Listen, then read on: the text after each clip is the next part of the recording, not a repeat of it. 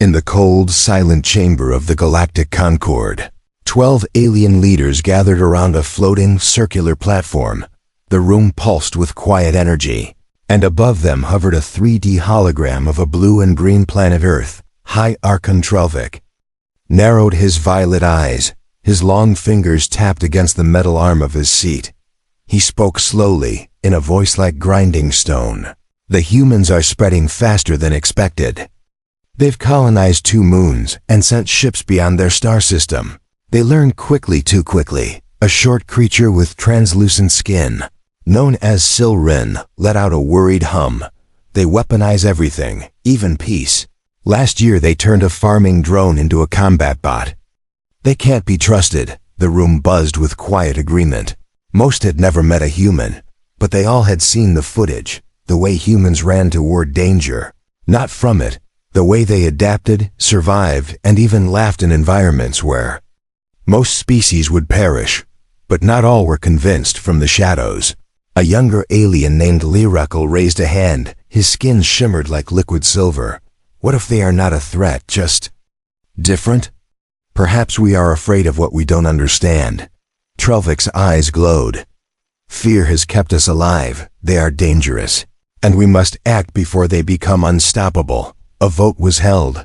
10 hands lifted for action. 2 remained. Lowered, it was decided. The plan was simple but cruel. Invite humans to join a joint colonization mission. Select their best scientists, soldiers, and builders. Make it look like a celebration. Then send them to Veltraxis 4. Veltraxis was marked in the archives as a Class 0 Deathworld. Deadly weather, toxic air, shifting terrain, and creatures evolved only to kill. No intelligent species had ever survived more than 30 days there. The humans would think it a gift, but it would be a trap, a quiet extermination. No war, no blood, just silence on Earth. The message arrived in the form of a golden beacon, pulsing above the United Nations space hub. The humans cheered. The aliens called it a symbol of peace and cooperation. They offered a rich new planet, untouched and full of resources, a place to prove humanity's strength and join the Galactic Concord. Earth's leaders accepted with pride. They handpicked a team, the best of the best, and called it Mission Dawnspark. Commander Fiona Marks was chosen to lead, a former Marine with years of off-world experience. She was calm under pressure and known for her refusal to give up. She studied the mission. Brief with sharp eyes and a furrowed brow. This planet, Veltraxis 4, we've got almost no data on it. Just a few atmospheric scans and terrain maps. Something smells off, she muttered to her second-in-command, Lieutenant Carl Harris. Carl laughed. You always think something's off, maybe. It's just our lucky day. They're finally giving us a planet to explore. Yeah, maybe, Fiona replied, but her instincts kept buzzing. Aboard the exploration ship Horizon Warden, the crew prepared. The ship itself was a tough modular vessel, designed for harsh worlds and long missions. It carried everything: research labs, hydroponic gardens, mining equipment, even basic defense systems. The crew of 25 included scientists, medics, engineers, and soldiers, all excited, hopeful, unaware. As they entered hyperspace, the AI voice filled the halls. Good day, crew. This is Calliope, your mission assistant. Destination, Veltraxis 4. Estimated arrival, 10 days. Please report to your stations for orientation. Dr. Alan Reed, the mission's lead biologist, stood in the observation deck, staring at the stars. This could be the biggest discovery in our history, he whispered. A whole planet untouched. Imagine the life we'll find. Behind him, Fiona stood quietly, arms crossed, watching the stars move. Let's hope it's not the last thing we discover, she said. In the shadows of the galaxy, Trelvic watched the human vessel approach its doom. His mouth curled in what his species called a smile. Let's see how long they last, he whispered. But what he didn't know, what none of them knew, was that humans were not just survivors. They were the storm that Deathworlds feared. The Horizon Warden glided through deep space like a quiet blade. Its hull shimmered faintly as it passed through the outer edge of a star system. Inside, the crew prepared for arrival, unaware of the true danger ahead. Commander Fiona Marks stood at the head of the central briefing room. Her arms crossed behind her back, her face calm but serious. 24 crew members sat in a semicircle around her, each wearing light gray mission uniforms. Some looked excited, others curious. But all listened closely, welcomed the mission. Dawn Spark, Fiona began.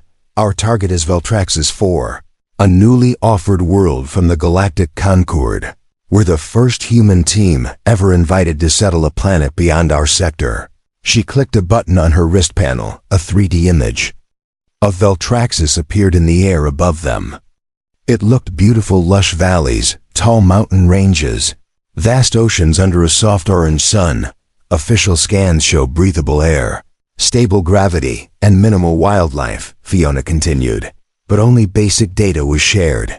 We'll be the first to fully explore it. We set up base, gather resources, and prepare it for future colonists. Dr. Alan Reed raised his hand. Any signs of intelligent life? None confirmed, Fiona replied. But some surface ruins were detected. Could be ancient, could be natural. That's your department, Alan. He nodded, already thinking of what he might find. What about threats? Asked Lieutenant Carl Harris, the mission security chief. He leaned back in his seat, one eyebrow raised. Wildlife, storms, local warlords? A few crew members chuckled. We've been told it's safe, Fiona said. But we prepare for the worst always. The ship's AI, Calliope, spoke through the overhead speaker, her voice soft and calm. Pre-landing checks are 72% complete. Terrain mapping in progress. Atmospheric conditions appear within acceptable limits. After the meeting, the crew split into teams. Engineers ran system checks. Medics reviewed emergency procedures. Scientists packed equipment, and soldiers loaded gear into drop shuttles. In the lower hangar bay, pilot Donna Cross inspected one of the scout drones, her fingers across the control panel. You really think this place is untouched? Asked Jake, a mechanic with grease on his collar. Don't know, Dana said. But if it is, it won't be for long.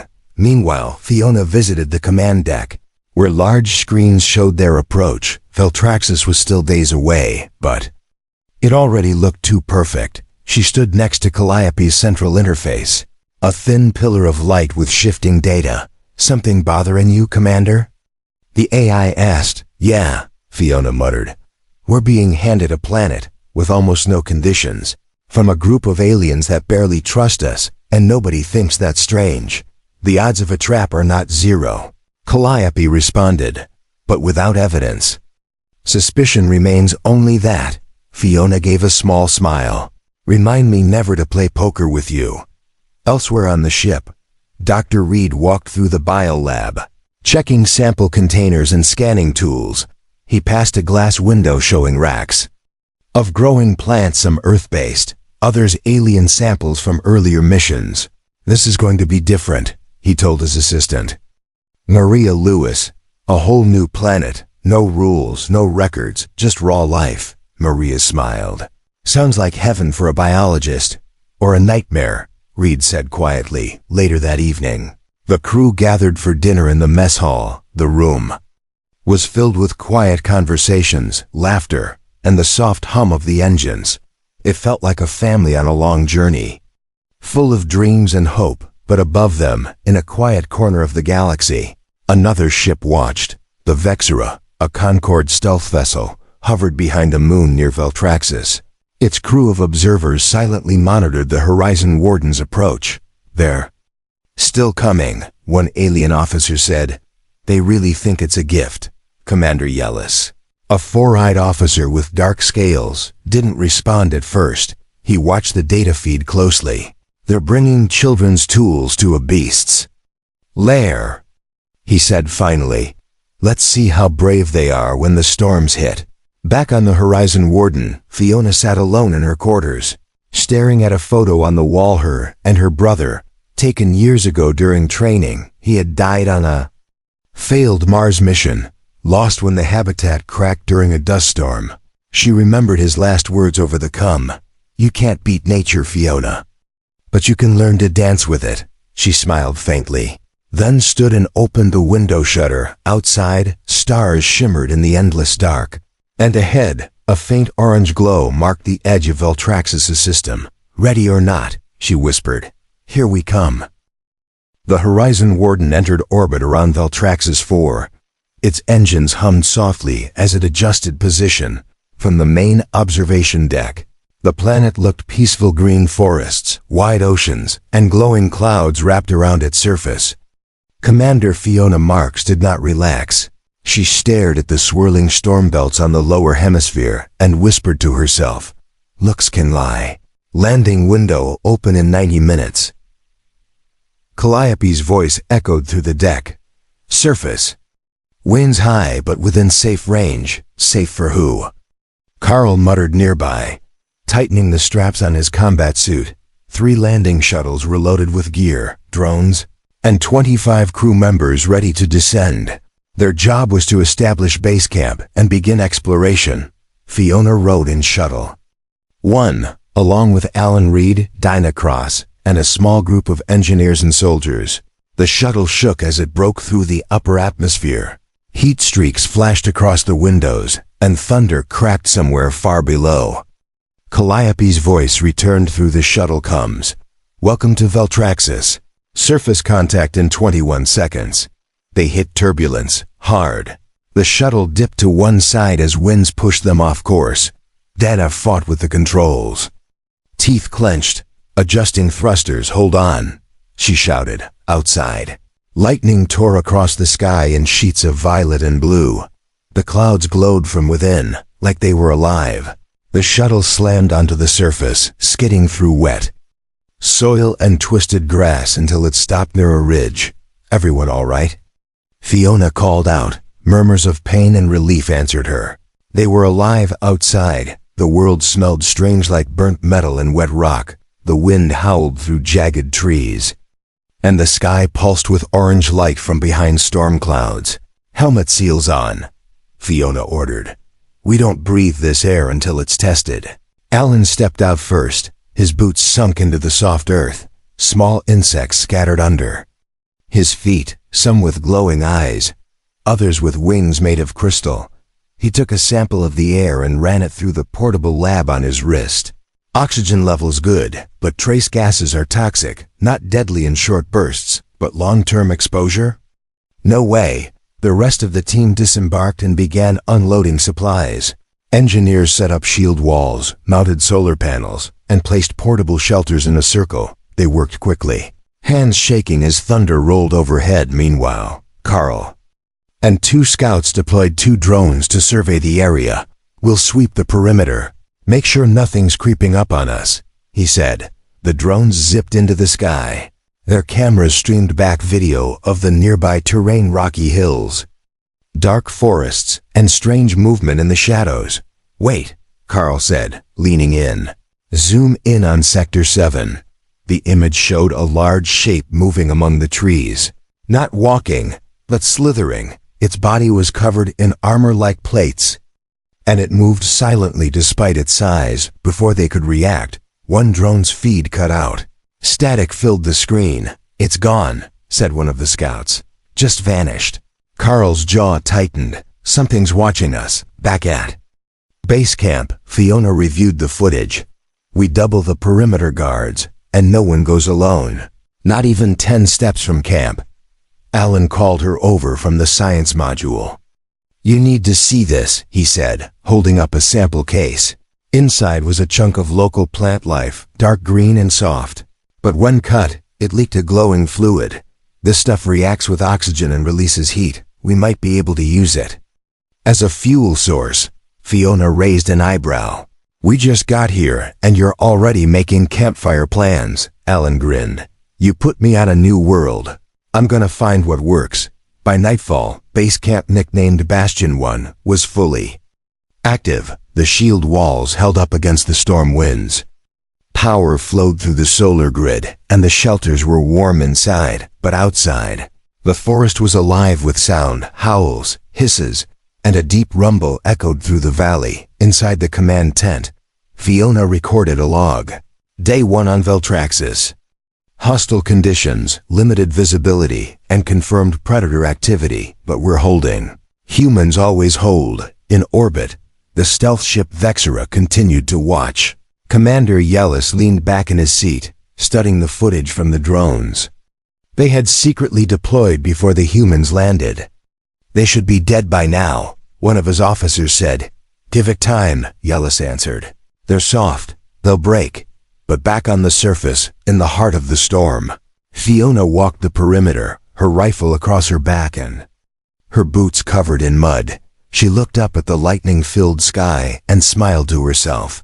You'll have to do better than this, she whispered to the planet. Because humans weren't just survivors. They were stubborn, they were clever, and they were just getting started. 3 weeks had passed since the humans landed on Veltraxis 4.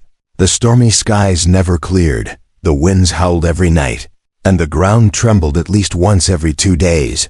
But Bastion 1 was still standing. Commander Fiona Marks stood on the roof of the main shelter, staring at the valley below. Her boots were caked in red dust. Her armor scratched from multiple patrols. Behind her, the flag of Earth fluttered dirty, torn, but still flying. We should have been wiped out by now, said Carl, stepping beside her. But we're not. Fiona gave a small nod, because we don't quit, and this planet is starting to learn that. The crew had changed since the first night. The wide-eyed curiosity was gone, replaced by sharp movements and tired eyes. Their clothes were patched, their gear modified. They had stopped being explorers. Now they were survivors. Each team had made progress. The engineers reinforced the shield walls with local stone and metal, collected from the nearby cliffs. The storm still hit hard, but the base no longer shook under their force. Donna had upgraded the drone fleet, giving them new armor made from the shells of native insects. Now the drones flew longer, higher, and even carried light weapons for defense. In the science module, Alan Reed worked with Maria and 2 other scientists to develop a system that turned the glowing plant fluid into a heating gel. They used it to power small machines, warm the shelters, and even cook food. This planet is deadly, Alan said one morning, holding a canister of bright orange liquid, but it's full of power. We just need to speak its language. Meanwhile, Fiona trained the crew in shifts. Every member, even scientists and medics, learned how to fight, how to track, and how to move silently in the thick, dangerous terrain. They built weapons from scrap, reinforced armor with animal bones, and used broken drone parts to build traps around the base. The biggest challenge came on day 23, when a tremor opened a deep crack just outside the walls. From it, several large creatures emerged, 6-legged beasts with armored backs and eyes that glowed in the dark. Breachers, Carl shouted as the alarm rang. The team moved fast, using the traps and mounted turrets to hold them back. Firebombs made from local plants burst in the air, blinding the creatures, while the modified drones fired electric darts into their soft joints. It took 15 minutes of hard fighting, but in the end, the ground was littered with their bodies. No human had died. After the attack, Alan examined one of the creatures. These aren't just animals, he said. They're responding to our presence. They're testing us. So we test back, Fiona replied. They push, we push harder. On day 27, the crew completed their first underground shelter, carved deep into the rocky cliff behind the base. It offered safety from storms and a backup control room in case the surface buildings failed. They called it the core. Inside the core, Maria set up a lab to study the ancient ruins they had found 5 kilometers south of the base. Strange symbols, metal fragments, and fossilized remains pointed to a lost civilization that once lived here. Someone tried to live on this planet before, she said, showing Alan a cracked tablet, but they didn't make it. Alan ran his hand over the dusty surface. We will. Even Calliope changed. Her voice became sharper, her responses more human. She began learning from the crew. adapting to the chaos of the world around them. If I had feelings, she once said to Fiona, I believe I would call this planet cruel. Then it'll feel worse when we tame it. Fiona answered. On day 30, during a rare moment of silence, the crew gathered around a fire made from local wood and plant gel. They shared dried meals, warm drinks, and stories from Earth. Jake, the mechanic, played music from a small speaker, something soft and old. Funny, Dana said, leaning back on a rock. We came here thinking we were bringing humanity to a new world. Turns out, Carl said, we had to fight for the right to stay. Fiona watched them all worn, dirty, scarred, but alive. This planet was supposed to kill us, she said, her voice calm. Instead, it made us stronger. Above them, the storm clouds rolled once more, but inside Bastion 1, there was firelight, laughter, and the beating heart of human defiance. They had adapted, they had survived, and they were not leaving. High above Veltrax's 4, hidden in the dark side of a shattered moon, the Concorde stealth ship Vexera remained silent, cloaked and watching. Its crew of observers hadn't spoken much in days. They simply stared at the data on their glowing screens. Commander Yellis stood at the center of the command bridge, his 4 eyes locked on the live footage coming from the surface. He watched humans walk between metal shelters, carry weapons, cook strange plants, and sleep under red lights. They're still alive, muttered his second officer, after 35 planetary cycles. And not just alive, Yellis replied slowly. They've built a base, mapped terrain, fought native predators, and they look stronger than when they arrived. One of the younger technicians turned toward them, his voice unsure. Should we report this to Central Command? Yellis said nothing at first. He simply watched the feet of Commander Fiona standing on a rocky cliff, scanning the horizon with her rifle strapped to her back. Not yet, he said finally. Let's see what they do next, on the surface. Fiona didn't know she was being watched, but she felt something in her gut. A weight, a pressure, like unseen eyes tracking her every step. Calliope, she said quietly into her cum. Do a long-range sweep? Anything unusual in orbit? Calliope's voice answered with a soft buzz. Nothing confirmed. But 2 sensors near the upper atmosphere picked up faint readings, possible cloaked activity. Very low signature. Fiona narrowed her eyes. Keep an eye on it, and don't tell the crew yet. Back at Bastion 1, the team had entered a new phase of survival. They were no longer just defending their position. They were expanding. Carl and his recon unit had discovered a small lake with clean water 2 clicks east. Engineers built a pipeline system, while Alan and Maria discovered floating plant life that filtered toxins from the air. They called them skydrifters.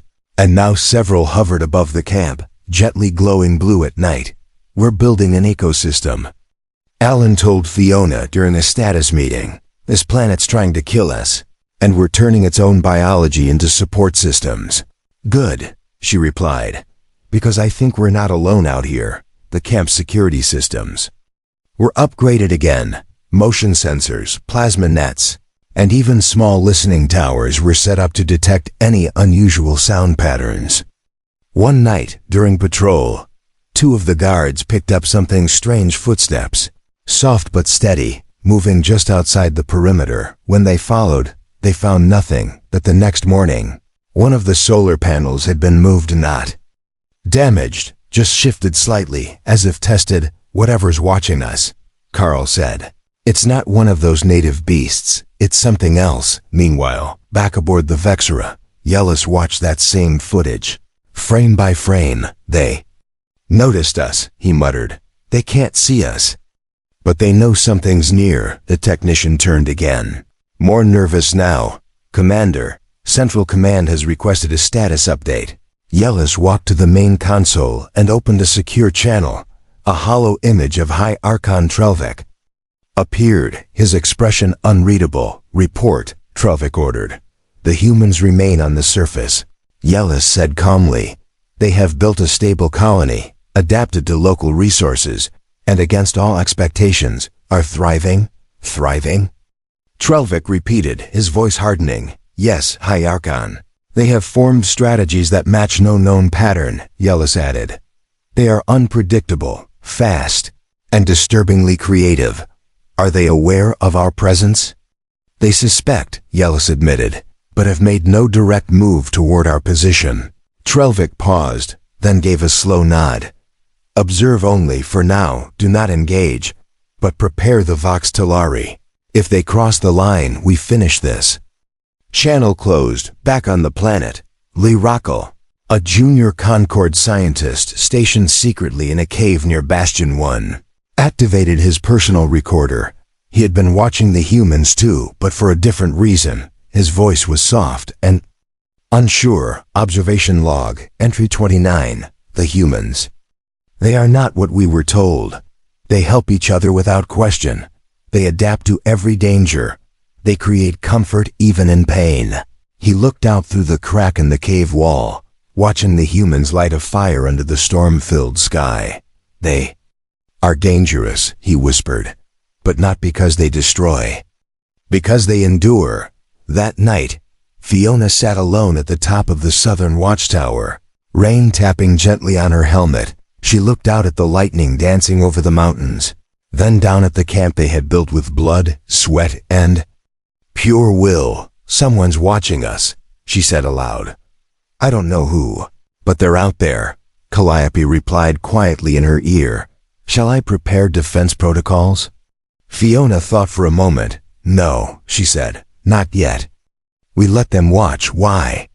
Fiona's voice was calm but cold. Because when the time comes, I want them to see exactly who they're dealing with.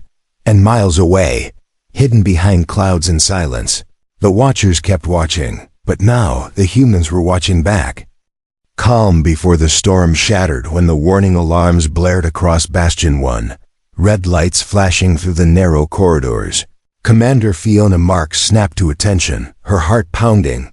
She raced to the command center where Carl Harris was already analyzing data on multiple screens. What is it? Fiona asked sharply. Contact, Carl said. Large energy signature approaching fast. Ship's hull and weapon systems are lighting up like a firework. On the main screen, a massive alien warship loomed in orbit. The Vox Telari, a sleek and deadly cruiser.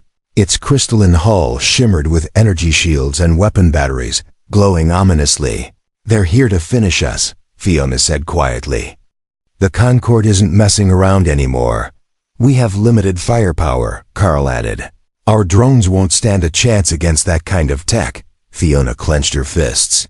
Then we don't fight like they expect. The Vox Telari fired the first salvo plasma beams that sliced through the upper atmosphere, striking the shield walls with violent explosions. The ground shook as the base's defenses held but barely.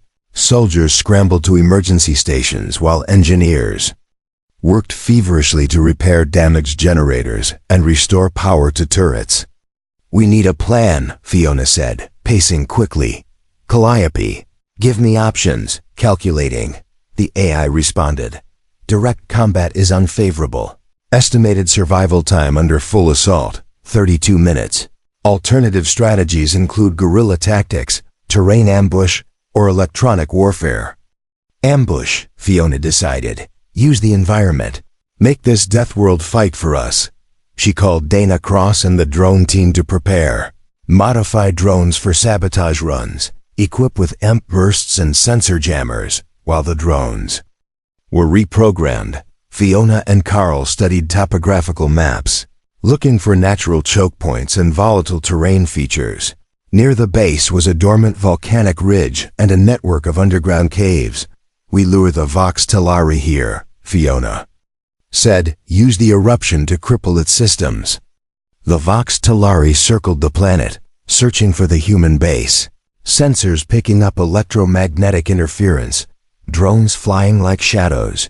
Fiona led a small squad on the ground to set traps along the volcanic ridge. Electromagnetic pulse mines, spiked pits camouflaged with native plants, and portable shield emitters to confuse the enemy sensors. As the warship lowered fighter pods to engage the drones, The human pilots flew hit-and-run attacks, drawing the enemy fighters into narrow canyons where drones unleashed surprise attacks. The battle was fierce and chaotic, plasma beams cutting through trees, explosions shaking the earth. But humans fought with fierce determination, exploiting every weakness the terrain offered. At the right moment, Fiona gave the signal, and engineers triggered a controlled eruption from beneath the ridge. Molten lava roared upward, smoke darkened the sky, and the ground trembled violently. The Vox Talari was caught in the chaos. Its shields flickered as electromagnetic pulses from the mines spread through its systems. Weapons jammed and power surged. Dangerously, boarders incoming, Carl shouted as enemy troops attempted to land. But the humans were ready, ambushing them with energy weapons and traps. Fiona led her squad onto the disabled warship. The crystalline walls shimmered faintly under emergency lighting. Inside was dark and cold. But the humans moved with purpose. They hacked into the ship's systems, disabling its engines and communications. Taking control room by control room, we have them, Fiona radioed to base. This is our moment. Back at Bastion 1, the crew cheered as the warship's power went dark, a symbol of human resilience and ingenuity in the face of impossible odds. Commander Yellis, watching from the Vexera, clenched his fists. The humans are not what we expected, he growled. They are a storm. On Veltraxis 4, under the orange sky, the humans stood victorious. Not just survivors but conquerors of a Deathworld designed to kill them. Fiona looked up at the damaged warship, her voice steady. We came here to die, she said, but we're here to live and to fight. With the alien warship Vox Talari disabled and under their control, the humans in Bastion 1 had a new weapon and a new voice. Commander Fiona Marks stood in the ship's communication room, surrounded by her team, the heavy air filled with tension and hope. We can send a message to the Galactic Concord, Carl said, eyes bright. Let them hear from us directly, Fiona nodded. It's time. The ancient communication arrays of the Vox Talari powered up, humming softly as the ship linked to the distant networks that spanned the galaxy. Alan Reed and Maria Lewis prepared a translation program to make sure the message would be understood by all. Broadcast ready in 10 minutes, Calliope said. All systems stable. Fiona took a deep breath and stepped to the main console. She activated the broadcast channel, and her voice echoed through the networks of alien systems, clear and strong. To the Galactic Concord and all who watch, this is Commander Fiona Marks of the human expedition to Veltraxis 4. You sent us here to die, her voice was steady. But the pain behind it was clear. You thought this world would end us quietly, without war, without protest. You were wrong, she said. We have fought your storms, we have faced your beasts, and now we hold your warship, the Vox Talari. We are not your mistakes to be erased, Fiona continued. We are not your failures to be hidden. Humans survive where others fall. We adapt when others break. We build when others destroy. You tried to bury us in a Deathworld, but you did not know we were seeds. Her words spread across countless systems, reaching alien ears who had never heard a human voice before. Many were shocked, some were angry, and others were inspired. Lee Reckel, the young Concord scientist who had watched the humans with growing respect, listened in his quarters, his hands trembling. They speak with truth, he whispered. There is strength in their pain. Back on Veltraxis, the human crew watched the signal go out, hope and fear mixed in their hearts. What now? Asked Dana Cross. Will they come back with more ships? Fiona's eyes were hard. If they do, we'll be ready. This message, Alan said quietly. It changes everything. Humans are no longer hidden. We're known. Fiona paced the room. Good, let them know, she said. Because now the galaxy will watch us, and we will watch back. At the Concord, High Archon Trelvik received the broadcast. His expression darkened as he heard the words. This changes the situation, he said to his council. We must rethink how to handle humans, They are not the weak species we assumed. Some council members called for immediate war, others suggested diplomacy. The debate tore through the chambers like wildfire. The galaxy was shifting, and humanity had forced its way to the center of the storm, back on Veltraxis, as night fell. Bastion 1 was alive with light and activity. The humans gathered around the warship's main hall, sharing stories, planning for the future. Fiona stood alone for a moment. Looking out at the alien stars, she thought of Earth, of the people waiting for them to return, and of the unknown dangers still ahead. "We made our mark," she said softly. "Now we fight for our place." The warship's power cores hummed quietly beneath her feet, a symbol of a new beginning, not an end. The orange sky of Veltraxis 4 stretched wide above Bastion 1. The winds had calmed, but the scars of battle remained. The humans had not only survived, they had conquered, and now they stood ready to expand. Commander Fiona Marks walked through the camp, her steps steady and sure. Soldiers trained nearby, their weapons polished, their faces hard but proud. Engineers worked on new buildings, and scientists studied alien relics with eager eyes. The warship Vox Talari had been repaired and refitted with human technology. Now it served as both shield and symbol, a reminder that humans were no longer victims, but rulers of this death world. "We've come a long way," Carl said as he joined Fiona. "From being sent here to die, to standing as masters of Veltraxis." Fiona smiled. "And it's just the beginning." Earth had sent reinforcements through newly opened wormholes, ships bearing more soldiers, scientists, and supplies. The human fleet was growing, and their presence in the sector was no longer a secret. Alliances had formed with alien species sympathetic to humanity, some who admired their strength, others who feared their determination. The Galactic Concord was fractured, struggling to respond to the rising human power in the ruins near Bastion 1. Maria Lewis uncovered ancient writings etched in metal plates, telling stories of a lost civilization that once ruled the planet. Their downfall caused by the very storms and beasts the humans now mastered. "History warns us," Maria said during a briefing. "But we have the chance to do better," Fiona nodded. "We learn from the past to build the future." The humans developed new weapons and defenses from alien tech, mixing Earth's ingenuity with the deadly resources of Veltraxis. Plasma turrets lined the base's perimeter, and underground bunkers protected vital systems. Calliope's AI had evolved, now managing large parts of the colony's operations, predicting storms, analyzing threats, and even advising commanders on tactics. One evening, as the twin moons rose over the Red Mountains, a new ship took off from Bastion 1, its sleek hull marked with the Earth emblem and the name Iron Resolve. Fiona watched the launch, knowing this ship carried the hopes of a new age. "Our fight is far from over," she said quietly, "but Veltraxis is our home now, beyond the planet." The Galactic Concord scrambled fleets to contain humanity, but their efforts were slow and uncertain. Whispers of war echoed through star systems, but many wondered if any force could stop the relentless human drive. Lee Rocco, now openly allied with the humans, stood beside Fiona in the command center. "Your species is unlike any we have seen," he said. "You survive not just by strength, but by will." Fiona smiled. "We fight because we have to, but we build because we believe."